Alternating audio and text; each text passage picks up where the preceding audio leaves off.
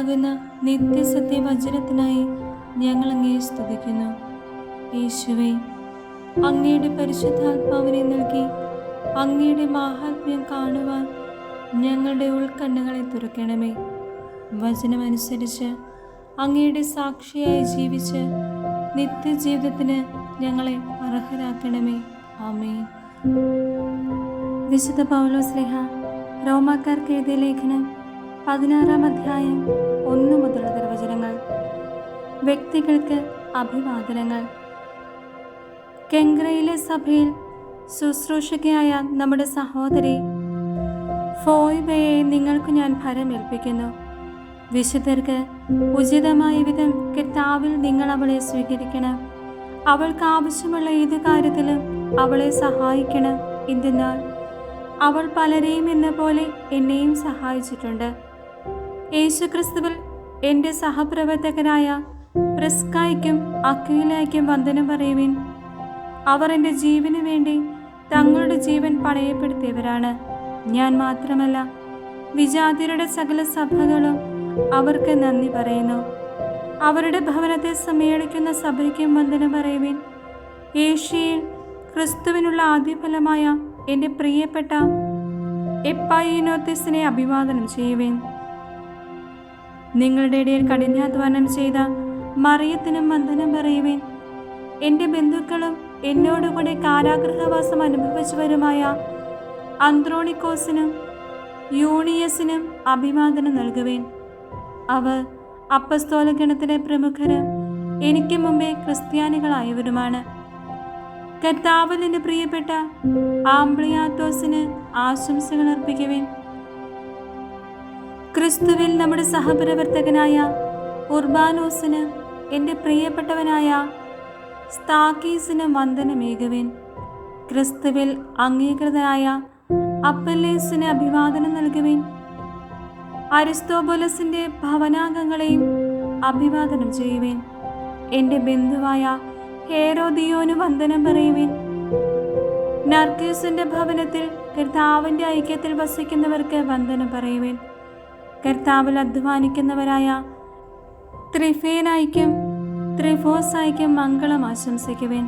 കർത്താവിൽ കഠിനാധ്വാനം ചെയ്ത എൻ്റെ പ്രിയപ്പെട്ട പേർസസിന് മംഗളം നൽകുവിൻ. കർത്താവിൽ തിരഞ്ഞെടുക്കപ്പെട്ട റൂഫസിനും അവൻ്റെ അമ്മയ്ക്കും വന്ദനം പറയുവിൻ. അവൾ എൻ്റെയും അമ്മയാണ്.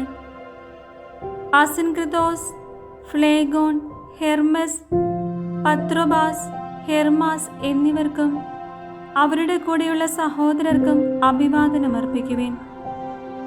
ഫിലോലോഗോസിനും യൂലിയായ്ക്കും നെരയൂസിനും അവൻ്റെ സഹോദരിക്കും ഒളിമ്പാസിനും അവരോട് കൂടെയുള്ള സകല വിശുദ്ധർക്കും വന്ദനം പറയുവിൻ. വിശുദ്ധ ചുംബനത്താൽ അന്യോന്യം വന്ദനം പറയുവിൻ.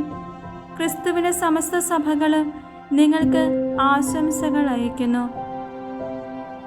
സമാപന ആശംസകൾ. സഹോദരരെ, നിങ്ങൾ പഠിച്ച തത്വങ്ങൾക്ക് വിരുദ്ധമായി പിളർപ്പുകളും ദുർമാതൃകകളും ഉണ്ടാക്കുന്നവരെ ശ്രദ്ധിച്ചു കൊള്ളണമെന്ന് ഞാൻ നിങ്ങളോട് അപേക്ഷിക്കുന്നു. അവരെ നിരാകരിക്കുവിൻ.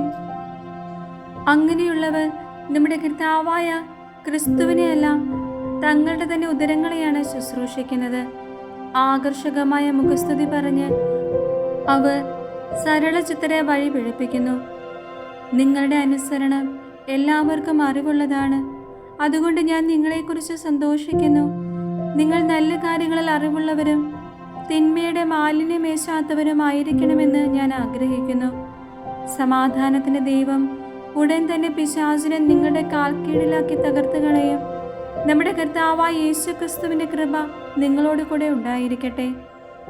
എൻ്റെ സഹപ്രവർത്തകനായ തിമോത്തിയോസും എൻ്റെ ബന്ധുക്കളായ ലൂസിയൂസും യാസോനും സൊസിപാത്തറും നിങ്ങൾക്ക് വന്ദനം പറയുന്നു. ഈ ലേഖനത്തിന് എഴുത്തുകാരനായ ഞാൻ തേർത്തിയോസ് കർത്താവിൻ്റെ നാമത്തിൽ നിങ്ങളെ അഭിവാദനം ചെയ്യുന്നു.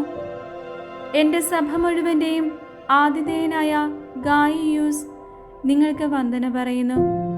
നഗരത്തിലെ ഖജനാവുകാരനായ എറാസ്തോസും സഹോദരനായ കാർത്തൂസും നിങ്ങൾക്ക് വന്ദനം പറയുന്നു.